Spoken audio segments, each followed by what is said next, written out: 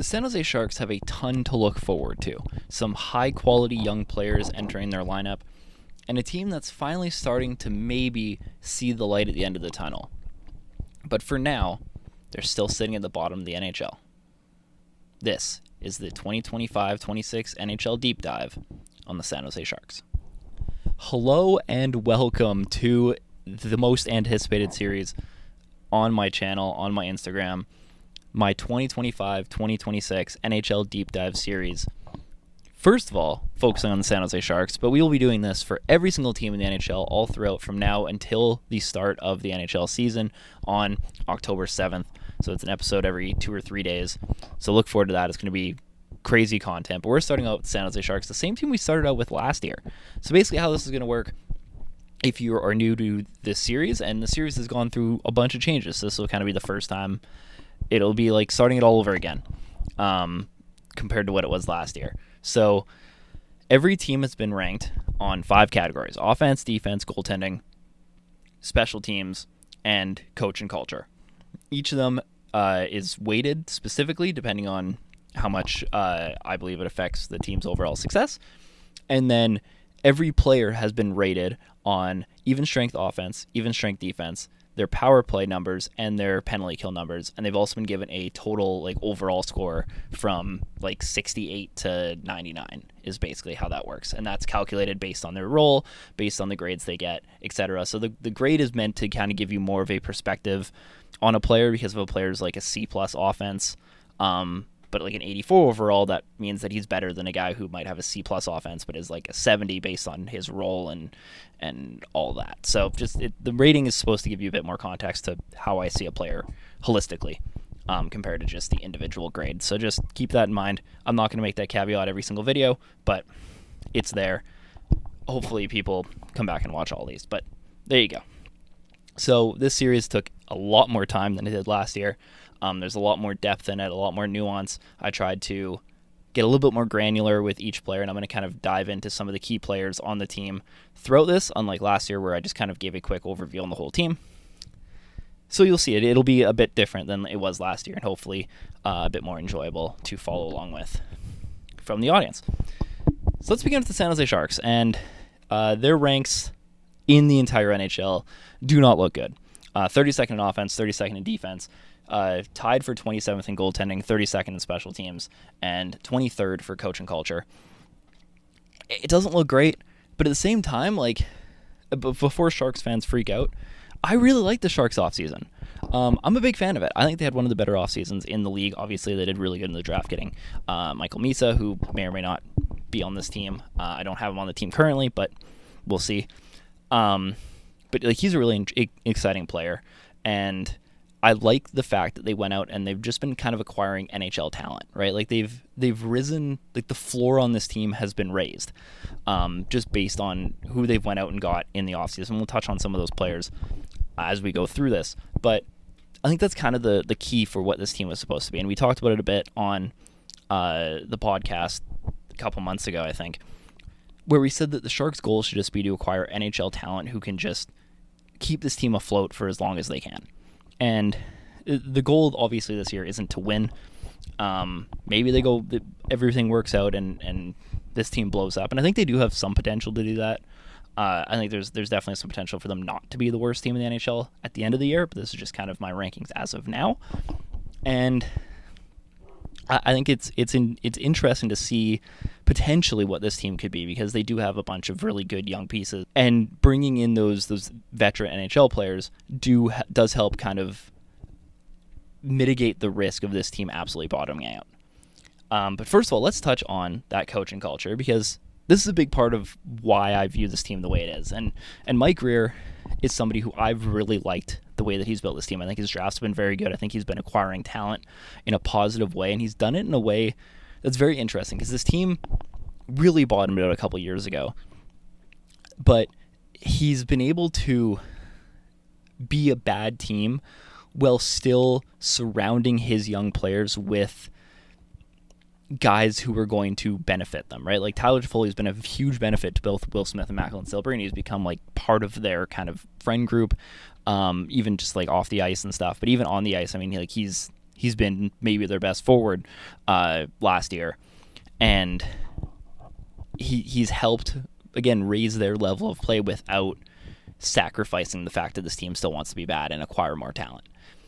And he's done a fantastic job acquiring those types of players. Now we'll have to see. He's only a B, right? Like some people might be like, well, B's too high because they've been bad, but some other fans might think that B's too low. And the reason why he gets an overall score of B is because this team hasn't proved that they can actually win. They haven't proved that these pieces that they're bringing together are going to be cohesive and be competitive, right? Whereas like you look at a team like the Canadiens, for instance, who just made the playoffs last year, and they kind of have a bit of a proof of concept of that group being able to mesh well together and be successful. And we haven't seen that yet in San Jose in a large enough sample size. Now I think Macklin, Celebrini, and Will Smith worked extremely well together.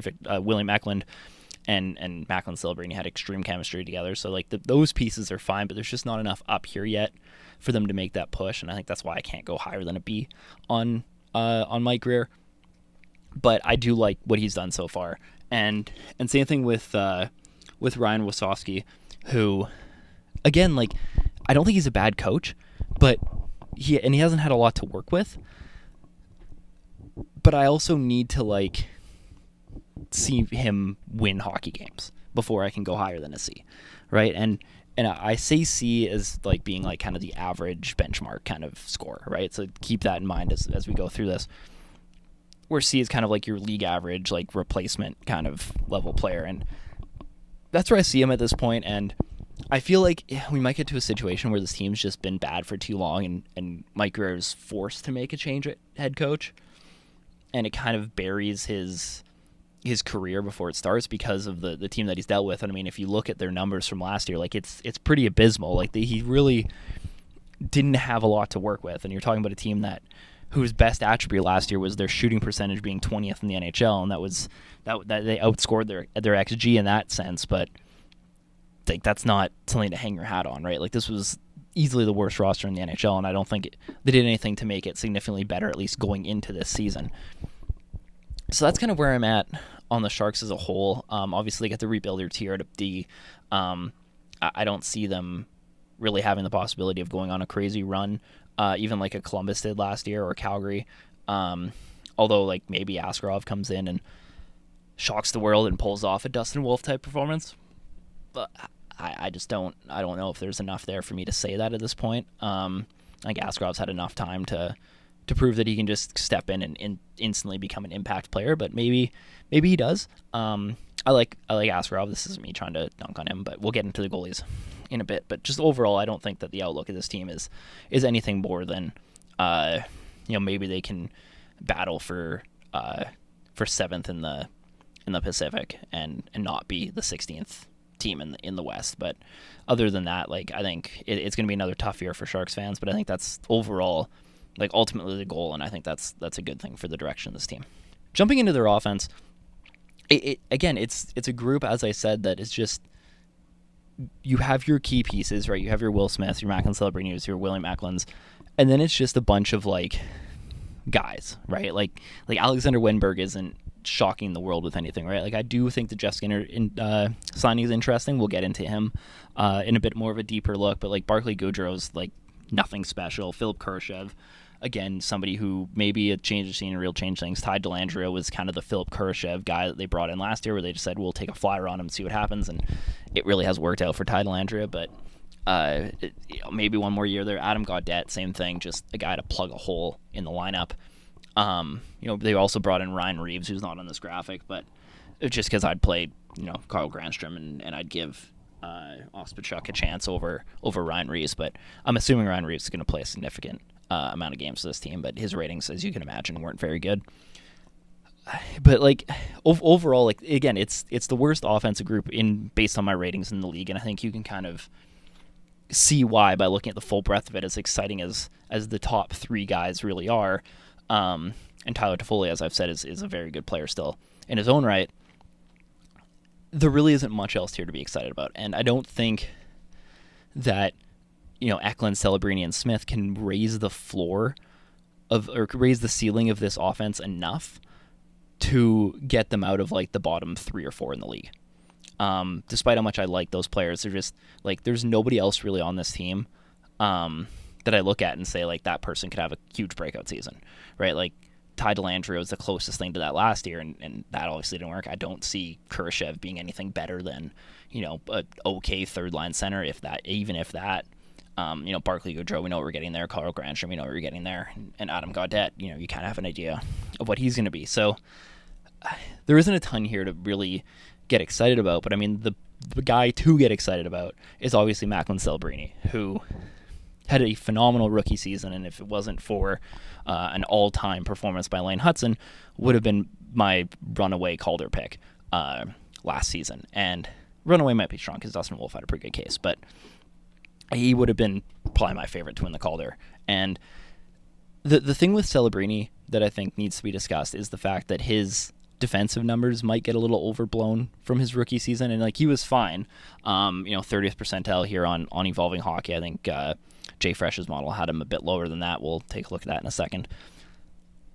But I think the big thing that really kind of helped push his defensive metrics is just how safe he was with the puck.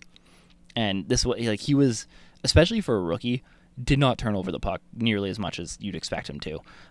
His exits were fantastic. His ability in the neutral zone was really good. And it was those things that really helped hide the fact that maybe there were some defensive deficiencies in his game. And again, I think a lot of it was too is that people didn't really notice his defensive deficiencies because of just how bad everybody else around him was. And that kind of helped create this shield around people criticizing Celebrini's game. And although I really like him, I think that the jump to he's going to be a Selke player like this season is a little extreme. And I think it's very similar to like the Nick Suzuki development, where during the 2021 Cup run for the Canadiens, like Suzuki's defensive metrics really weren't that good. He was just placed in favorable situations.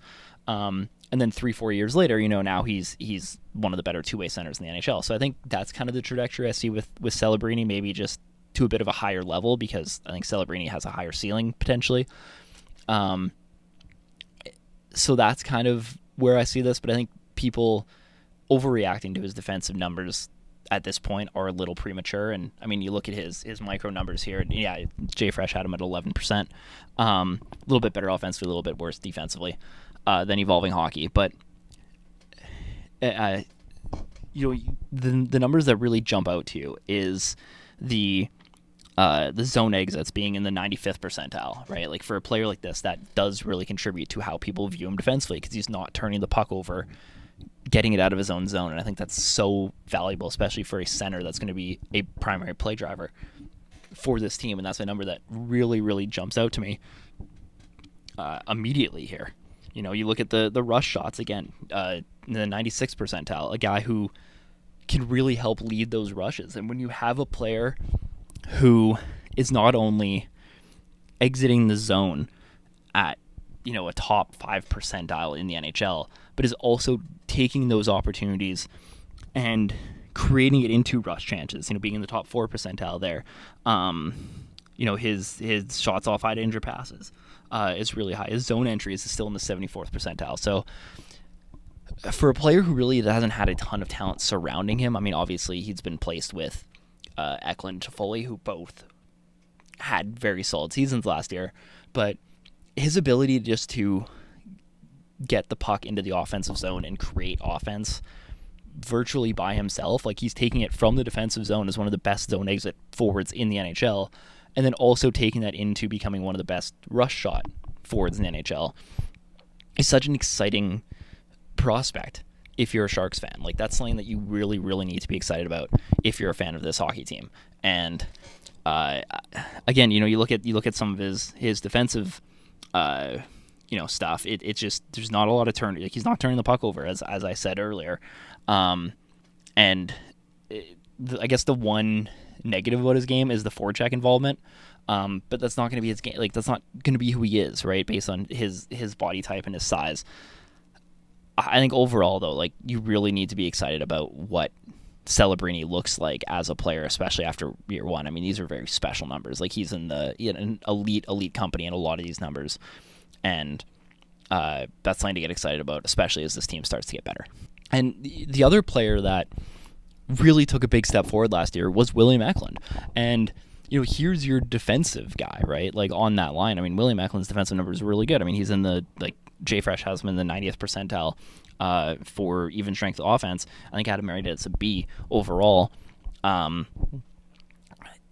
It really is just going to be the finishing for Eklund, and if either he can figure that out or if they can get a player to play with Celebrini that can figure that out, then getting setting Celebrini up with somebody who is, after he is able to get into the zone out of his with his rush ability, if Eklund can find that scoring touch to a higher degree than what he's at now, I mean, his finishing really isn't that great, especially compared to where his offense projections say they should be, then the Sharks could be onto something really, really special here. And I mean, Eklund already, he's only 22. Like, I feel like this is somebody that feels like he's been in the league forever, and people kind of gave up on him, and he's finally starting to come into his own. And I really think that Eklund could be on a great trajectory. I mean, you see his WAR percentile just continuing to rise, and I don't see that stopping anytime soon. He's somebody I'm really excited about watching with Celebrini and seeing how that connection can continue to build. And maybe it's Will Smith on that line, maybe it's Toffoli, maybe it's Eklund. They've messed around with it a bit. I think the best case here for the Sharks is they do Eklund, Celebrini, and then they run Misa and Smith. I think is going to be the idea at the end of this, and then you can really have two lines with extremely, extremely exciting young talent. And William Eklund is a big piece of that, and I don't think he gets talked about enough as one of the exciting pieces on this team, because he was brought in earlier than this new regime was, and he was kind of the last remnants of the past for the Sharks, and he's somebody that I really like still. He's somebody that's super exciting. And finally you have Will Smith, who, again, the defense isn't there with Will Smith at all, right? Like, you talk about Macklin, Celebrini, maybe not being as good as people say. Like, Will Smith's actually not very good defensively right now, and maybe that's something that comes with time, but as long as the offense can keep shooting up, like if Eklund can still play defense and Celebrini can cover that, like, Will Smith might be able to get away with not having to worry about it as much. And he just needs to continue to develop, right? Like, I think he had moments last year where he looked like arguably the best player on the Sharks, and then he also had moments where he was a little bit invisible and would make costly mistakes. But that's going to come with, like, most young players anyway, right? Like, Celebrini didn't really have those costly mistakes, and again, I think that's what elevated his defensive perception around the league, whereas Will Smith did. And if those mistakes can kind of get limited, Will Smith's also going to be somebody who's super exciting. I mean, I loved him out of the draft. I'm a big fan. Overall, like, this big three that the Sharks are kind of forming here, they're all really exciting. You can add Misa to that, who's also a super exciting prospect. And then they have, so a couple guys on the blue line who are starting to come up. The Sharks might still be 2 or 3 years away from, like, actually pushing for a playoff spot, but they're going to come really fast because they have this core already established, and it's just going to be about filling those gaps around them. And guys like Tyler Toffoli have been really good bets that have worked out, and I'm interested to see how they decide to fill out the rest of this roster when they're actually trying to compete. And, speaking of Tyler Toffoli,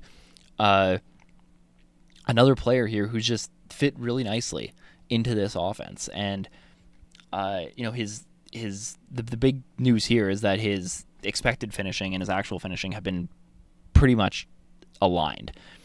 And that's really how, I mean, you saw the Toffoli kind of outburst here with the expanded role, and obviously he has 3 years left on that deal now, instead of the 4, but especially with the cap going up, like the $6 million cap, it doesn't seem to be as, insane of a number as people kind of thought it was at the beginning. Now, obviously, he's going to his age 33 season with 3 years left on that deal.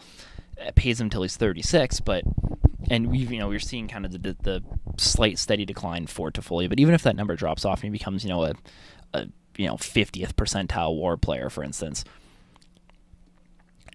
by 36, like, that feels like somebody that eventually, I don't know what the finances are, but it feels like it might be a bio candidate for that last year because that's probably when the Sharks are really starting to contend. But, if he can be a similar level to what he was last year for another year and a half, he's going to do his role pretty good.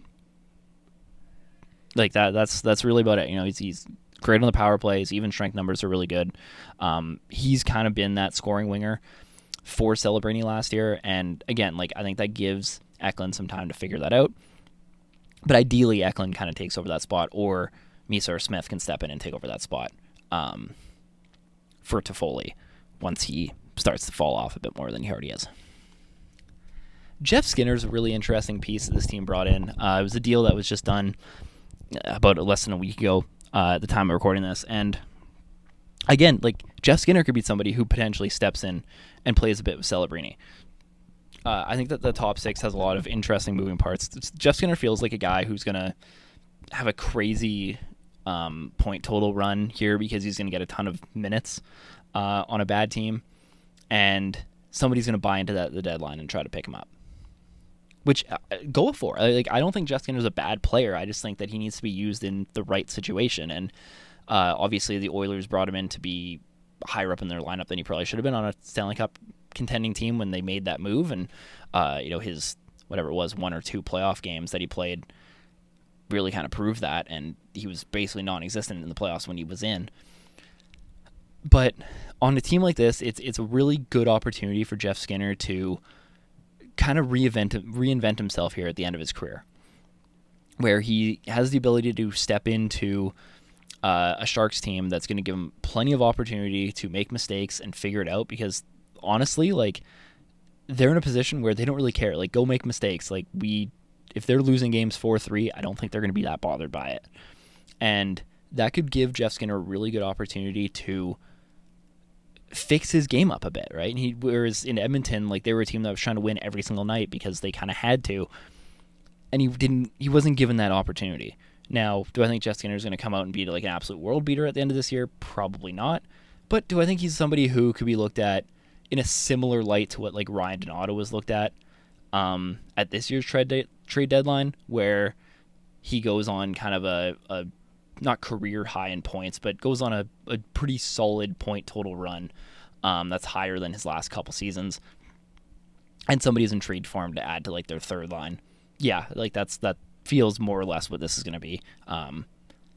Unless Jeff Skinner has some crazy connection with Will Smith or Celebrini, I don't see him lasting past the deadline. But I also think that it's a good buy for the Sharks just to flip him there, and they can even eat half the salary or whatever they want to do, and recoup some of that money and maybe get a decent asset out of him.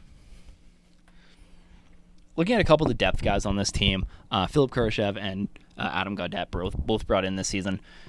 Kurashev's intriguing, especially for that third line, if that is where he ends up playing.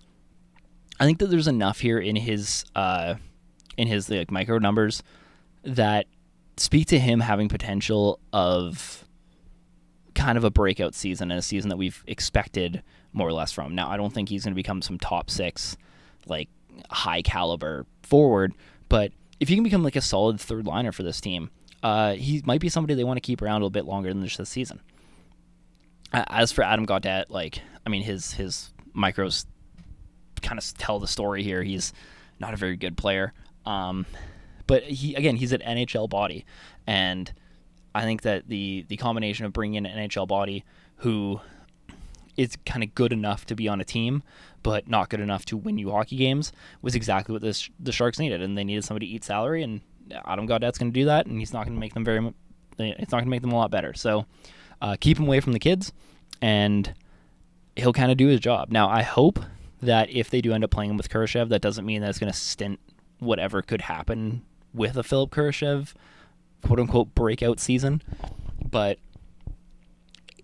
it's an interesting player. I'm far more intrigued with Kurashev here opposed to Gaudette, and maybe they can get something out of Kurashev. Jumping into this blue line, it's very similar to the offense, and I think Dmitry Orlov is actually the player that me and Jack had pinned as the go pay this guy as much as he wants to bring him in for a year or two and just have him eat salary and eat minutes. And They go and get Dmitry Orlov, but Mario Ferraro and Timothy Liljegren are still here, and the rest of this blue line is basically new. I mean, Orlov and Leddy were basically brought in. I guess Klimberg too, just as cap dumps essentially, just to get them to the floor. And I really like all those ads. Like now, Orlov is a decent player, and Klimberg had flashes in the playoffs, but like none of those guys are going to lift the floor of this blue line. And I mean, obviously, they're still ranked 32nd on my rankings, with only one of these players being above a C+ defensively, and that's Dmitry Orlov at the moment. I like it in the sense that they're not going to be pushing their young players up the lineup super fast, and they have experience. And that experience can be valuable to those young players, even like on the offensive side. Just having people in the room who have been around and can help out. I mean, Nick Leddy's a guy who has a Stanley Cup. Dmitry Orlov's been on some deep runs. John Klimberg just went to a Stanley Cup final. So having those guys around in your room can help lift the culture up, but also not make the team better today. And like it was such a perfect dead. Like I love what Mike Grier did with this blue line, and it's not going to be a very good blue line, but I love it in the sense that you're plugging people into these roles who can at least keep the team afloat, right? Like Nick Leddy's not a good player, but he can keep the team stable, and that's kind of all they needed. So I think this blue line is better than what they've had, and I think the Sharks team in general is better than what they had the last couple of years. It's just that every other team in the league basically got better this offseason. For the most part, they do that every year, and the Sharks were just so far behind everybody that they're going to have to catch up. Now again, I don't see a lot of if you think the offense didn't have any growth potential, this blue line probably has even less. Where basically all these players, aside from Shakar, are at their cap, or like they are what they are at this point. Maybe Timothy Liljegren in a bigger role can get some of that offensive juice that we thought he might have in Toronto. But aside from that, there isn't all that here to be super excited about. But it's going to be a stable, or it's going to be a lot more stable of a blue line than what Sharks fans are used to. And I think that that's overall going to be a good thing for this team. We start with Mario Ferraro, whose expected numbers are solid. He just can't finish. And some of that might be due to the team that he's had around him. And maybe the development of the offense helps kind of boost up his wrap-em goals for in this case, because the expected goals numbers are there. Like he's able to drive play fairly well from that back end, and I think maybe Ferraro could be an interesting piece for a team as like a fourth defender. Even a team like Colorado, let's say Brent Burns doesn't work out, I think Mario Ferraro could be an interesting guy to bring in at a deadline for them. There's plenty of teams that need like a good number 4 defenseman who can drive play decently well. And so I think that's kind of where Ferraro is going to be suited. I don't see him being much better than this on San Jose just by virtue of the players that he's going to be around. But maybe a team looks at his underlying numbers and takes a shot on him because there's potential that he could break out with a better supporting cast. But I don't think he's going to get that in San Jose necessarily. But I do like Mario Ferraro. Dmitry Orlov, another guy who I guess is really he's legitimately a solid defenseman. And I think there's an argument that he is the best defenseman on this team now, despite the fact that his playoff moments were a little shaky this year. But good news, Sharks fans, you're probably not going to see Dmitry Orlov play a playoff game for you. So you don't have to worry, at least not on this contract. But overall, like he's almost certainly the most well-rounded defenseman on this team, at least being average offensively and then pretty solid defensively. I think that he's going to be relied upon just to eat minutes, and that's a good thing, right? Like the Sharks haven't really had that player who can come in and eat minutes for them a ton, and Orlov seems like he could step in and be that player. I know a couple of the big ones here. I think his exit success rate is really good, and I think that paired with a Macklin Celebrini's exit ability is actually really intriguing to me. Despite that, the fact you don't really think of Dmitry Orlov as like an offensive first defenseman, but like his rush offense is decent at 85%. His entry denials are also really good, which I think is something that's going to be interesting for this team. And then his pass entry prevention is also really good. So you look at that and you look at how that kind of, it's not just the fact that he's good at those things, but you look at how it meshes with this roster, right? Like we go back to Macklin Celebrini's chart where he was also really good at those things. And, you combine that and you start putting these pieces together for these players that all kind of fit this archetype and are good at kind of the same thing. It makes it really hard to play against for another team, right? Like if all 5 of the guys on the ice for the Sharks can exit the zone with possession extremely effectively, like at the top of the NHL level, and they can get into the offensive zone in the same way, that makes it difficult to play against. And that's how you put together a team, right? It's not just about the fact that they went out and got Dmitry Orlov because they needed to pay somebody a bunch of money and he could go out there and play 25 minutes a night and not get caved in. But it's the fact that he actually does mesh with what this team is trying to do. Now, whether or not Orlov is here for the long term or not, the fact that you're going to be able to grow players like Celebrini and Eklund and Smith in this environment where they're playing with players who fit their style is so important. And Mike Ruger did a good job of that, right? Like you look at John Klimberg and it's the same thing. He plays he's good at doing the same types of things, right? Like Nick Leddy, who's not good at a lot of stuff, but can still kind of do those things to a lot less extent.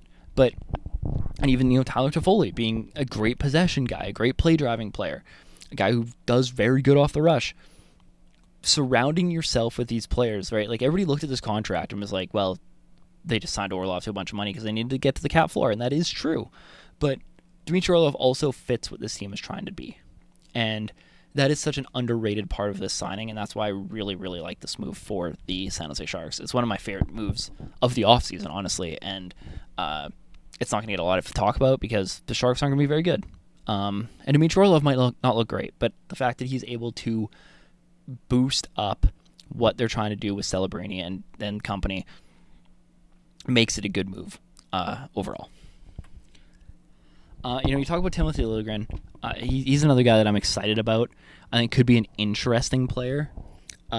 His even strength defense is underrated. For me, his offense is pretty mediocre. Maybe I still have hope that Timothy Liljegren can find a part of what we thought he might be able to do in Toronto when he was younger. He's gonna be this is the age 27 season now. I'm intrigued to see if he can, with an elevated role, maybe kind of find a bit more of that offensive game, be able to use his transition ability to spark things where he actually has players in front of him who can do stuff.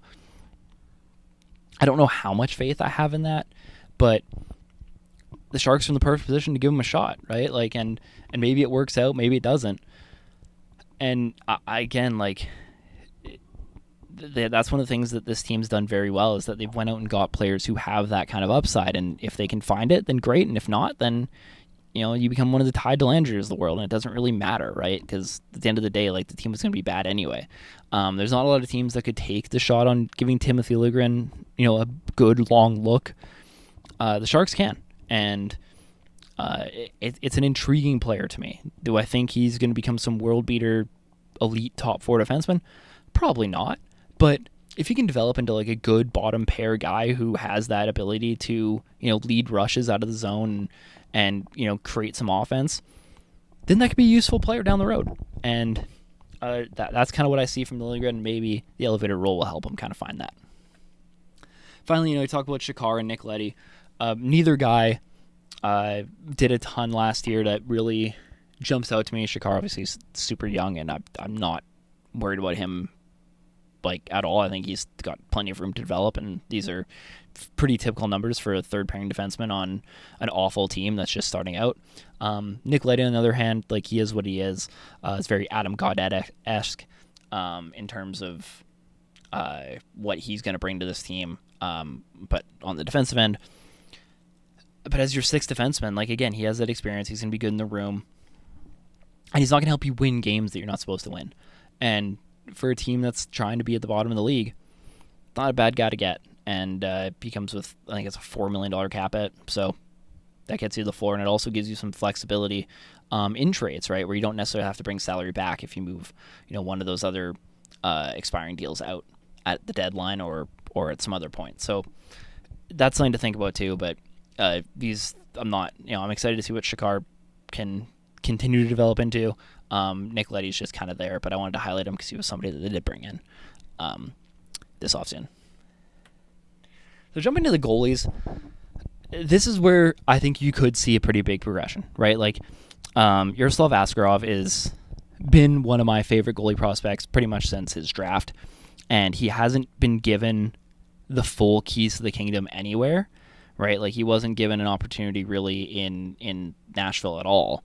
And then when he came into San Jose, he spent some time with the Barracuda, and then last year had to be Mackenzie Blackwood's backup for a bit.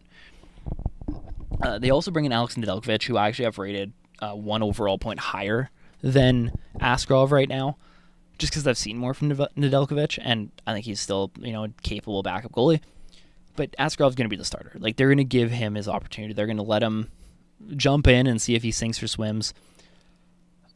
Now, I don't know if they're expecting, Dustin Wolf numbers from last year, and I think that's outlandish to expect, because even though, despite the fact that the Sharks and Flames ended fairly closely in terms of offensive production last year, the Flames had a significantly better team in terms of like on paper roster. So I wouldn't expect any like crazy run because Askarov goes crazy. But again, like if the Sharks are going to be better than their projected 32nd finish, or their current ranking, I guess isn't necessarily projections. This is more where have these teams as of right now.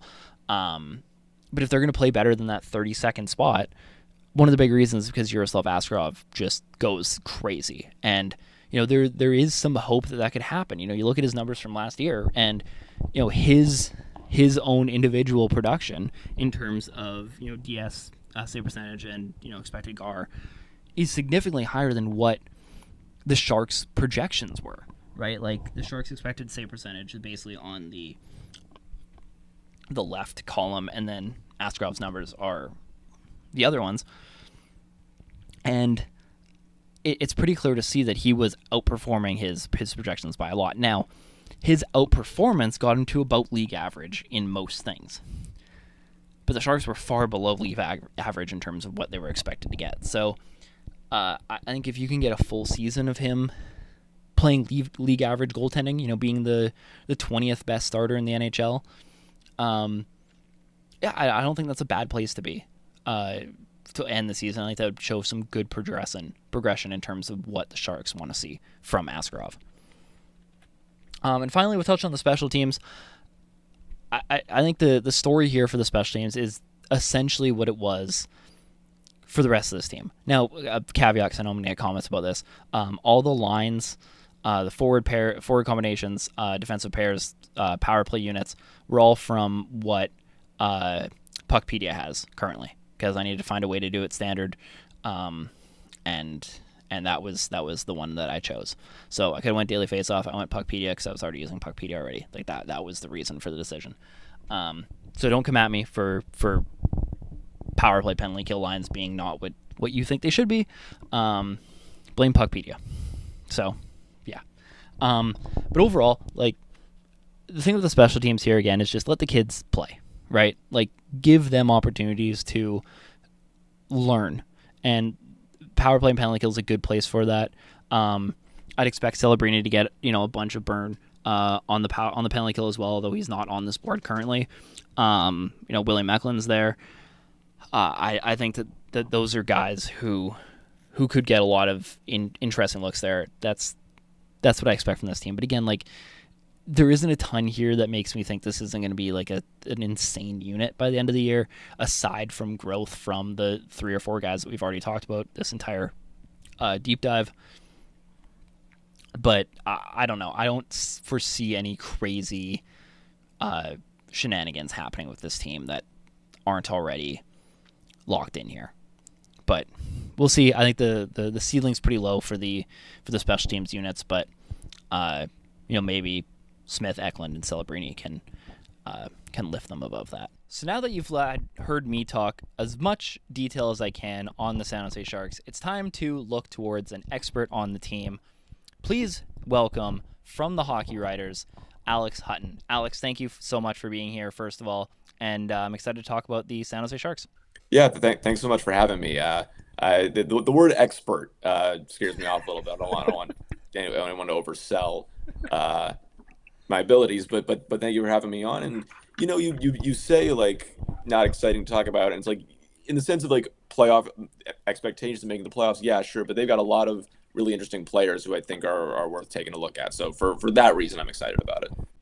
So I guess that's a good place to start. So what are some relative expectations for this team that fans should have going to this season, whether that's standings expectations, development expectations, whatever? What should fans be looking forward to for this team going into this next season?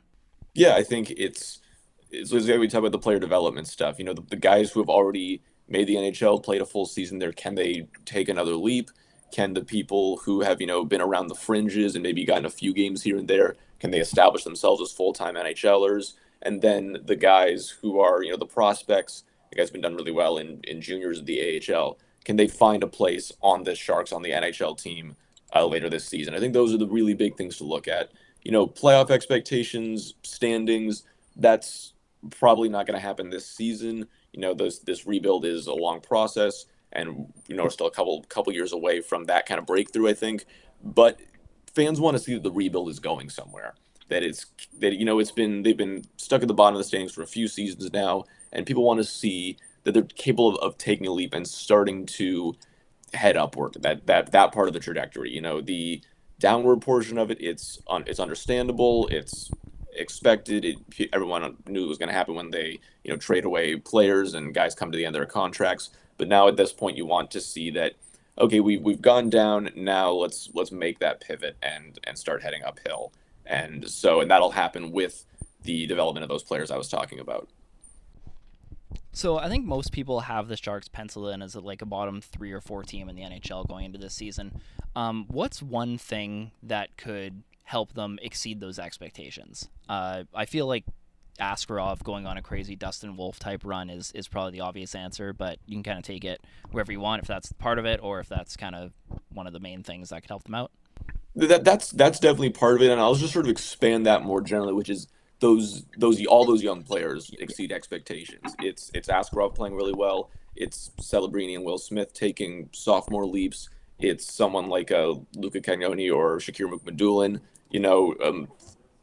proving themselves to be true NHL caliber defensemen after they've both gotten a little bit of a taste of it and trying to break through and establish themselves as full time guys on the blue line, and maybe someone even like a Sam Dickinson who can there's been talk of him potentially leaving London this season and going to San Jose because obviously he can't go to the Barracuda, so that you got basically those two options.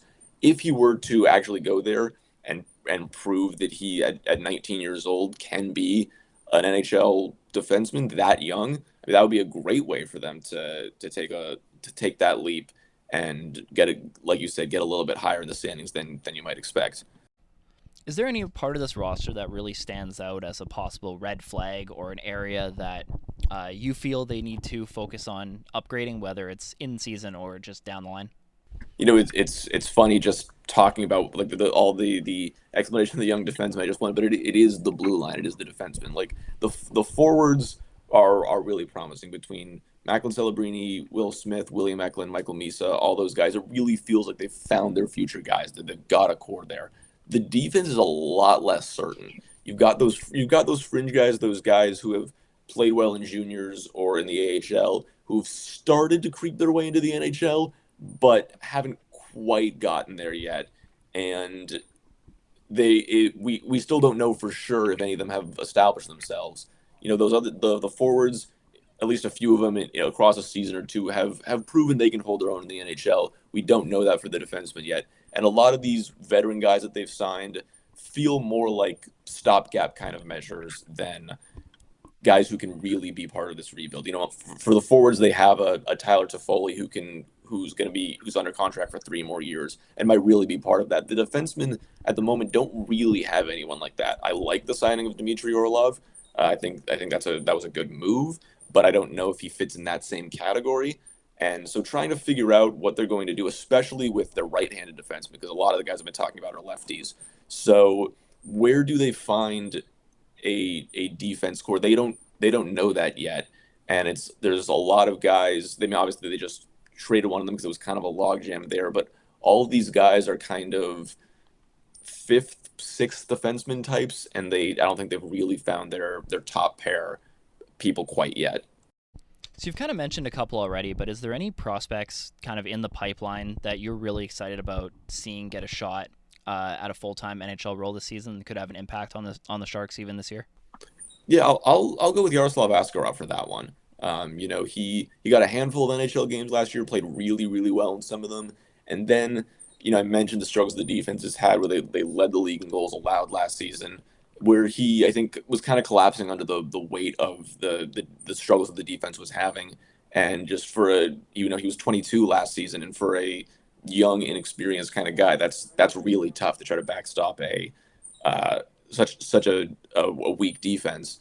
And I think that's why part of why he didn't get more games last year is that they wanted to let the veterans who maybe were able to handle that a little bit more, they focus on that, and so he could.